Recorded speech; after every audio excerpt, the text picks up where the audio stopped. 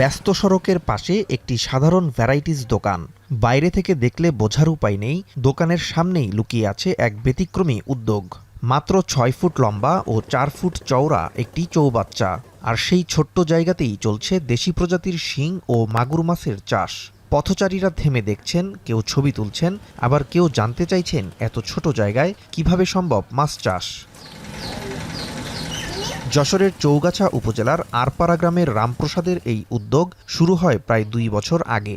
দোকানের সামনের অব্যবহৃত জায়গাটিকে কাজে লাগিয়ে তৈরি করেন চৌবাচ্চা। শখ থেকে শুরু হলেও এখন এটি শুধু সৌন্দর্যই বাড়াচ্ছে না, পরিবারের মাছের চাহিদাও পূরণ করছে।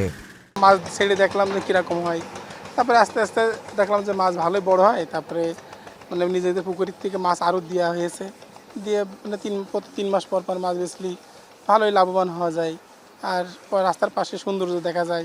শুধু মাছ চাষই নয়, এটি এখন যেন একটি প্রদর্শনী কেন্দ্র। প্রতিদিন বিভিন্ন এলাকা থেকে মানুষ এসে দেখে যাচ্ছেন এই উদ্যোগ। কেউ শখের বশে, আবার কেউ নিজের বাড়িতে একই পদ্ধতিতে মাছ চাষ করার পরিকল্পনা নিয়ে পরামর্শ নিচ্ছেন।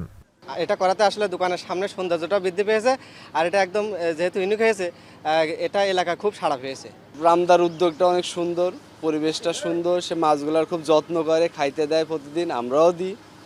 ভালো লাগে জিনিসটা, আসলে পরিবেশটা আসলে ভালো লাগে আমাদের নিজেদের কাছে। স্টুডেন্ট হিসেবে আমাদের প্রাকৃতিক পরিবেশের সাথে তো মিশা উচিত, সেই কারণে আমরা এখানে মিশে আনন্দ ফিল করি।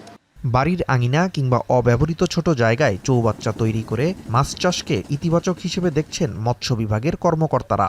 পুষ্টির চাহিদার জন্য যে পুকুর ঘের যে মাছ চাষ করা হয়, তারই আলোকে মনে করেন শহরের যারা ধনী লোকজন, এরা বাণিজ্যিকভাবে এই পর্যন্ত আবার জানা নাই যে কেউ এইভাবে বাণিজ্যিকভাবে মাছ চাষ করছে। ইতিবাচক তো অবশ্যই, এইভাবে যদি আস্তে আস্তে কেউ বাণিজ্যিক আকারে আসে, বড় আকারে আসে, তাহলে আমরা তাদেরকে অবশ্যই সহযোগিতা করব। ছোট জায়গা, সীমিত খরচ আর একটু আগ্রহ, এই ৩টি বিষয়ই বদলে দিতে পারে মাছ চাষের প্রচলিত ধারণা।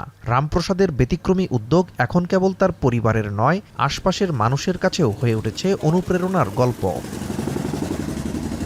এখন যশোর।